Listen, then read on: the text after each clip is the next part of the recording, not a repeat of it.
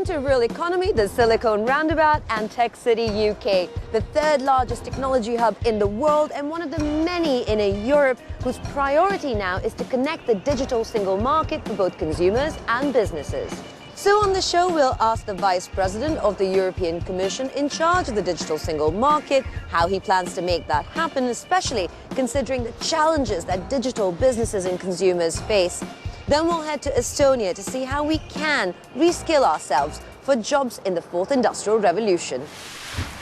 Now, we know one of the pillars for Europe is the freedom of movement of physical goods, services and people, but our online world is not so seamless. European cross-border digital sales are dismal compared to national services or even those based in the United States.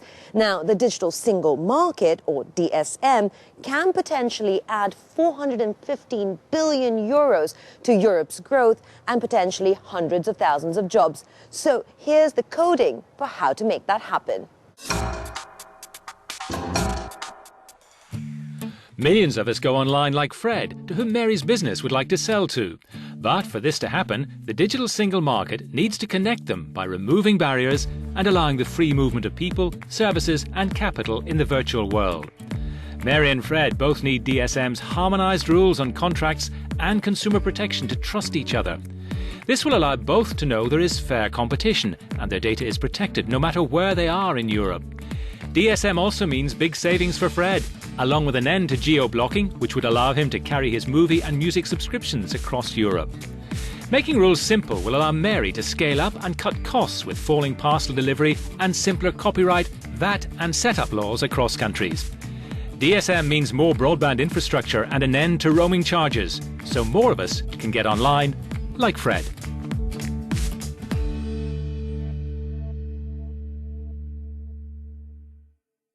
So I'm out and about ordering what I want on my phone. Today, if I'm ordering from within Europe, I'm likely to find out that they won't deliver cross-border or I'm not protected as a consumer. Now, the DSM is pushing to give consumers that protection and access and also harmonize contract laws, VAT, and set up costs across 28 countries so that companies can scale up. So Guillaume Desjardins and Fanny Goré set out to find out what difference it'll make. Whether they are good old stores reaching for the web or pure players, these platforms that only exist on the internet, e-commerce has gone through a boom in recent years. But in order to grow even more in Europe, these businesses will need a more fertile legal and fiscal environment.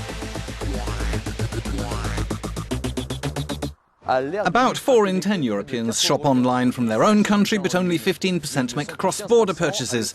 Captain Train is a startup which is specifically targeting cross-border customers. I went to ask them why so few shop online across borders. To hop on board the European market, the French company has had to adapt to little differences in local legislations. It causes a lot of trouble because at state levels we have reforms every 6 months, every year, on various subjects, either on digital regulations, business law, labour law, and that we need to pay attention to this in each country. We need a unified system, a simple system where the rules of the game are the same for everyone, because the time we spend understanding the rules of the game is time we don't spend doing business, creating value. The European Commission evaluates this cost at €9,000 for an SME. To solve this, it is working on a plan to create a true digital single market, because if the law is complicated for e-commerce professionals, it also is for the regular Joe trying to shop online.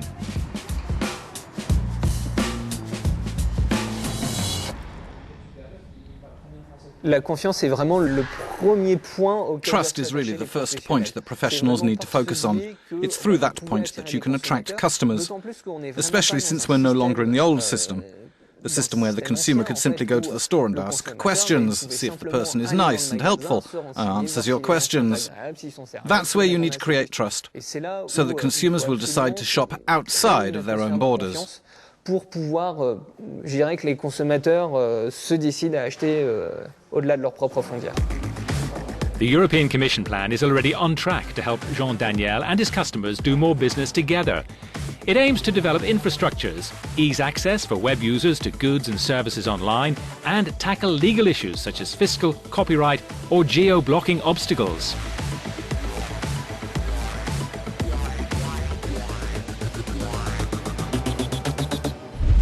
As the digital industry really starts building itself here in Europe, we wanted to get some answers on how to address the challenges they and their consumers face. So I trekked out to the European Parliament in Strasbourg to catch up with the man in charge of the digital single market agenda, European Commission Vice President Andrus Ansip. Let me start off with asking what's going to be key to do in 2016. We launched this digital single market strategy last May already, and I would like to say we are in a terrible hurry already. We made a proposal about allowing portability of digital content in the European Union. Second proposal we made was about digital contract. Today, we can have potentially even 56 different types of rules dealing with online sales and digital contracts. Instead, we have to reach an agreement as soon as possible, and our aim is to reach this political consensus during the first half of this year, and our aim is to allow portability when we will abolish roaming surcharges. For businesses, a key concern is the fact that their earnings and their revenues are going to be impacted. If somebody says that yes, you can buy this box of chocolate here, but it's not allowed to eat those candies, for example, in Belgium, then you think those people, they're crazy. But in digital meaning, they say this is basis of our business model. We don't have to accept discrimination on basis of nationality or on basis where your credit card was issued on the 21st century. This year we will make another proposal. The aim of this proposal will be to improve cross-border access to digital content for our citizens. When it comes to 28 countries, how feasible is it to actually implement all of this? It's visible. I hope it will be possible to find consensus all over the Union in meaning of those contract rules dealing with online sales, with VAT rules. We have to make life more easier for our businesses, but I'm quite sure different VAT rates, they will stay for quite a long period of time. We'll pick up on our conversation with the Vice President, but this push for a digital single market brings up another issue. Almost half of us in Europe lack digital skills, while 90% of jobs in the future will need them. So we sent off Dennis Locktier to tech-mad Estonia to see how we can reskill ourselves for the most seemingly undigital of jobs. Estonia might not be the richest of the EU countries, but when it comes to digital public services, it's at the forefront. Estonian e-thinking is best symbolised by its electronic ID card, which serves as a digital signature, allowing citizens to submit their taxes, sign contracts, vote or pay for their public transport, all electronically. Compared to the whole of the EU, Estonia is a relatively small market. Still, Estonian achievements, as well as its shortcomings in the digital area, provide a valuable study for the rest of Europe. The local healthcare system shows how well even the most traditional domains can move to digital. All the health records and prescriptions are electronic, so this emergency room can access all the patient's medical details by his or her electronic ID number. All the analysis, all the CT scans, sonography, all the previous surgery that has been done, I mean everything. A lot of old-fashioned doctors won't be starting to use it, but the new oncoming generation is definitely going to use it.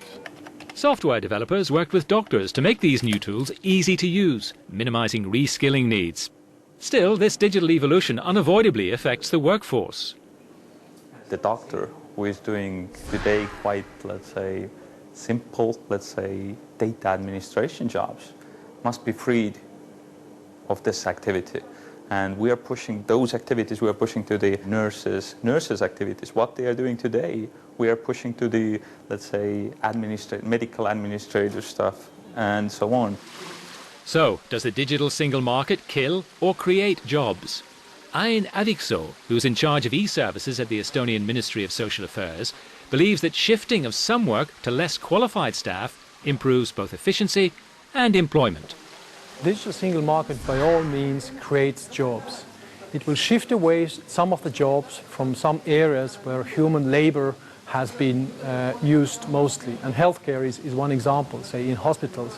But it will create jobs in other areas, and it will also create jobs in the companies who will develop those products, which we can then sell also outside of Europe. The Estonian digital economy lags behind the EU average in electronic information sharing, RFID use and electronic commerce, with the digital single market now holding the key. Still with us is Vice President Ansep. DSM rings true for digital companies for many people. Is this translatable to traditional companies and job creation, or job losses, as many are worried about? Yes, sorry to say, but in some sectors, people they will lose their jobs. Let's take app economy. In the year 2014, there were only in the European Union 1.8 million jobs in this industry. According to some prognosis, in the year 2018, there will be 4.8 million jobs. Progress will create more jobs than progress will destroy. Are we saying to international investors that Europe is going to be a tough place to do business? We don't have different rules for ourselves and then for foreigners. And once again, we have to ask from ourselves why our startups, why, for example, Spotify, which was created in Sweden, had to move out from the Union to the United States to scale up.